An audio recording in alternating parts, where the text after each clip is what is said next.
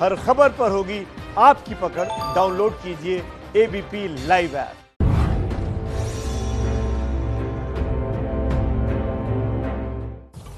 नमस्कार, स्वागत है आपका एबीपी न्यूज में। आपके साथ मैं हूं अखिलेश आनंद। आप देख रहे हैं खगड़िया से कौन बनेगा मुख्यमंत्री लाइव। और आज बात करेंगे सबसे पहले नीतीश कुमार के समंदरनामा की। नीतीश कुमार ने दरअसल दुहाई दी कि बिहार में उद्योग धंधे नहीं है। उसके पीछे एक बड़ी वजह है यहां समंदर का ना होना। लेकिन हकीकत क्या है? क्या वाकई में समंदर किनारे ही उद्योग धंधे पनपते हैं? हम आपको दिखाते हैं एक खास रिपोर्ट। कुमार जिंदाबाद जिंदाबाद जिंदाबाद, नीतीश कुमार जिंदाबाद जिंदाबाद। सत्ता में वापसी के लिए नीतीश कुमार हेलीकॉप्टर से घूम घूम कर प्रचार करने में जुटे हैं। नीतीश कुमार जिंदाबाद जिंदाबाद जिंदाबाद। नीतीश कुमार चुनावी जनसभाओं में हर जगह यही बता रहे हैं कि उन्होंने बिहार के लिए बहुत कुछ किया। तुलना लालू राबड़ी के 15 साल के कार्यकाल से करते हैं। किस तरह की स्थिति थी पहले? कोई सड़क नहीं था, सड़कों का निर्माण। लगातार चुनावी जीत इस बात की गवाह है कि लालू राबड़ी के 15 साल की तुलना में नीतीश के 15 साल का पलड़ा भारी है।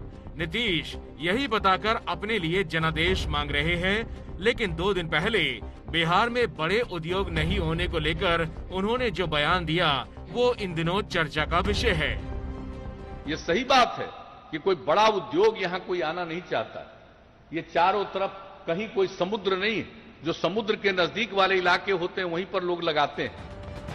वैसे समंदर का नाम लेकर नीतीश कुमार कई बार बचने की कोशिश कर चुके हैं, लेकिन हकीकत ये है कि दर्जनों ऐसे राज्य हैं जो समंदर किनारे ना होकर भी बिहार से उद्योग के मामले में बेहतर है। पंजाब, हरियाणा, राजस्थान, मध्य प्रदेश, छत्तीसगढ़ जैसे राज्य इसके उदाहरण हैं।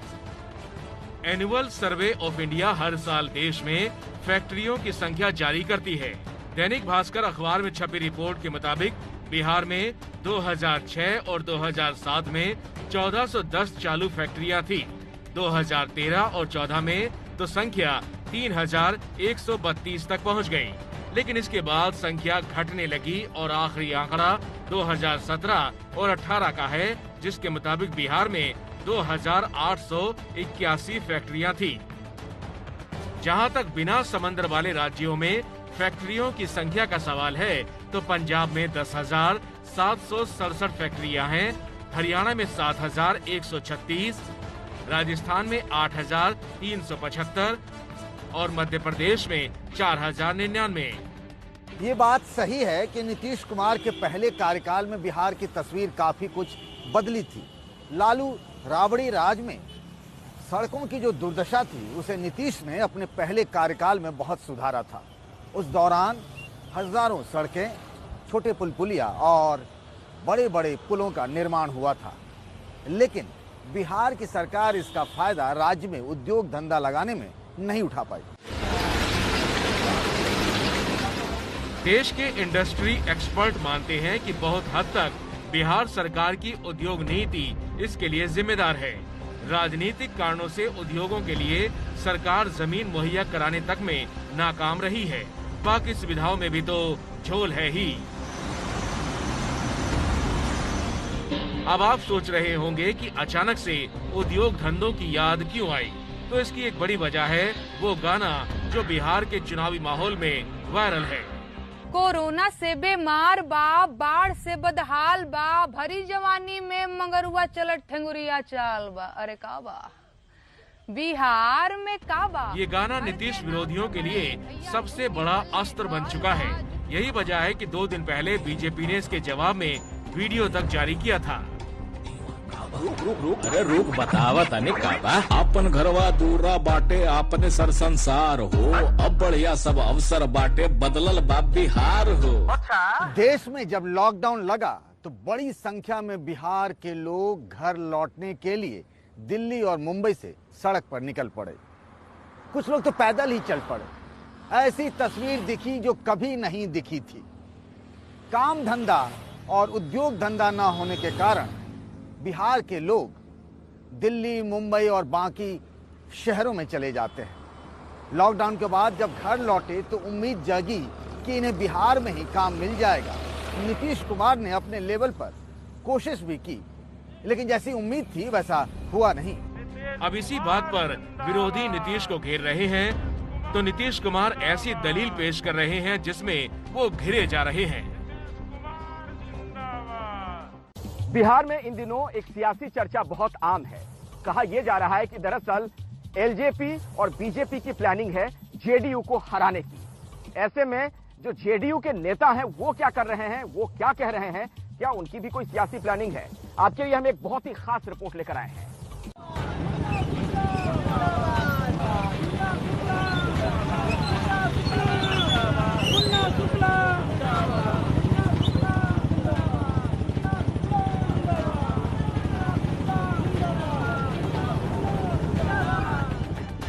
बाइक पर बैठकर गांव की गलियों में वोट मांग रहे हैं मुन्ना शुक्ला।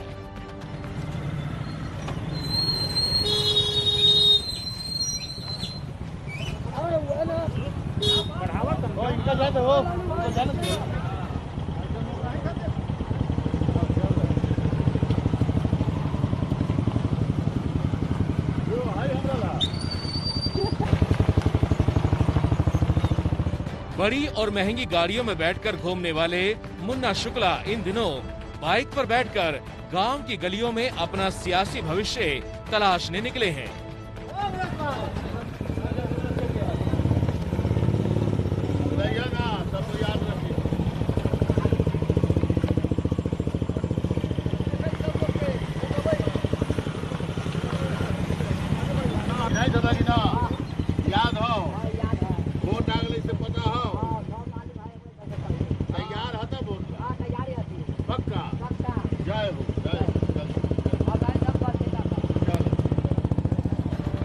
मुन्ना शुक्ला को लोग बाहुबली के तौर पर जानते और पहचानते हैं, लेकिन इस चुनाव में बाहुबली मुन्ना शुक्ला को नीतीश कुमार ने गले नहीं लगाया। नतीजा, मुन्ना वैशाली की लालगंज सीट से निर्दलीय ही उतरे हैं।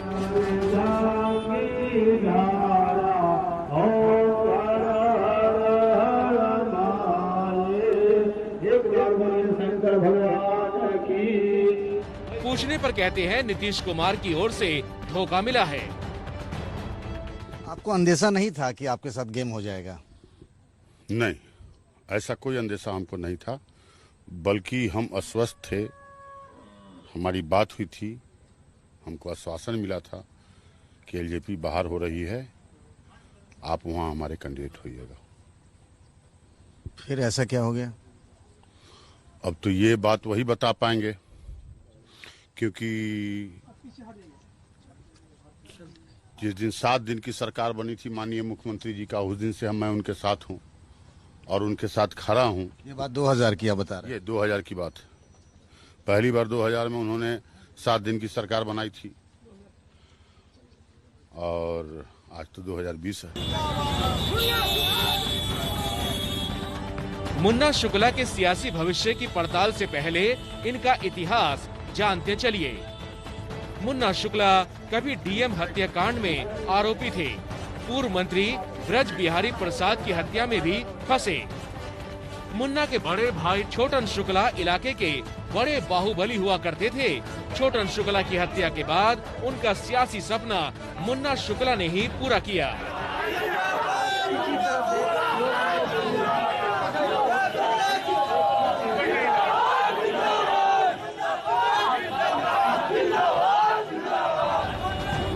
साल 2000 से लेकर 2015 तक लालगंज में मुन्ना ने एक छत्र राज किया।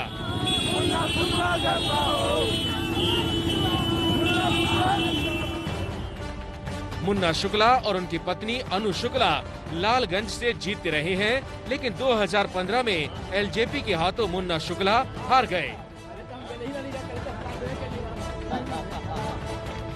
एलजेपी से चल रही तनातनी के बीच उम्मीद ये थी कि मुन्ना का टिकट तो पक्का है, लेकिन जेडीयू ने सीट बीजेपी की झोली में डालकर खेल कर दिया। अब मुन्ना शुक्ला गांव में घूम घूम कर लोगों से आशीर्वाद मांग रहे हैं। बात सिर्फ लालगंज की नहीं है, गोपालगंज के बैकुंठपुर सीट का जिक्र भी बेहद जरूरी है। वहां भी बीजेपी के खाते में सीट आ गई है। जेडीयू के विधायक रहे मनजीत सिंह भी चुनाव लड़ना चाहते थे, टिकट नहीं मिला तो वो भी चुनावी मैदान में डटे हुए हैं और वो भी इस इलाके के जाने माने नेता भी हैं। बैकुंठपुर की जनता देवतुल्य है और देवतुल्य जनता का यह दबाव था कि आपके जैसा राजनीति में व्यक्ति नहीं रहेगा तो इस राजनीति और समाज का क्या होगा। बिहार का चुनाव जलेबी की तरह है। कहीं बीजेपी के बागी नेता एलजेपी से लड़कर जेडीयू का गेम करने में लगे हैं, तो कुछ जगहों पर जेडीयू के बागी बीजेपी की हवा खराब करने में जुटे हैं। सीवान की सांसद कविता सिंह के पति अजय सिंह ऐसे ही नेताओं में से हैं जो बीजेपी के उम्मीदवार के खिलाफ सीवान में मोर्चा संभाले हुए हैं। फिलहाल जेडीयू ने दर्जन भर नेताओं को आज बाहर का रास्ता दिखा दिया, लेकिन जो सियासी बयार बिहार में बह रही है उसको देखकर यही लगता है कि यहाँ आपस में ही मारामारी है। और अब बात करेंगे बिहारी बाबू की। बिहारी बाबू ने अपनी सियासी विरासत अपने बेटे को सौंप दी, लेकिन सवाल पहचान के संकट का है और बीजेपी के कई बड़े नेताओं ने तो अभी से बिहारी बाबू के बेटे के हारने की भविष्यवाणी कर दी है।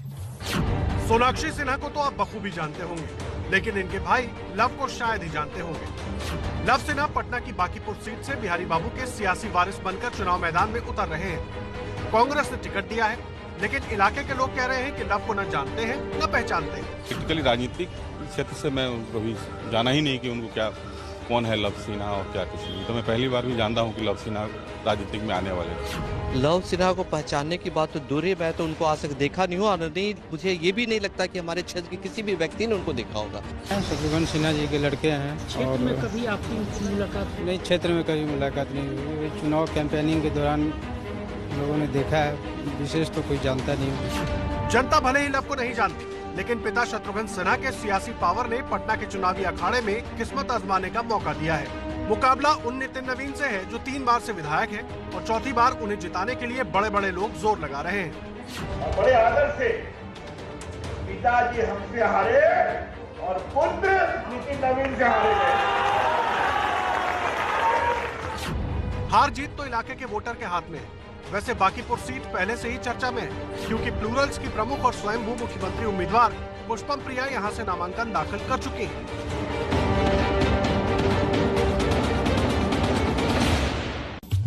तो खगड़िया से कौन बनेगा मुख्यमंत्री कार्यक्रम में आज फिलहाल इतना ही। कल आपसे मुंगेर में मुलाकात होगी।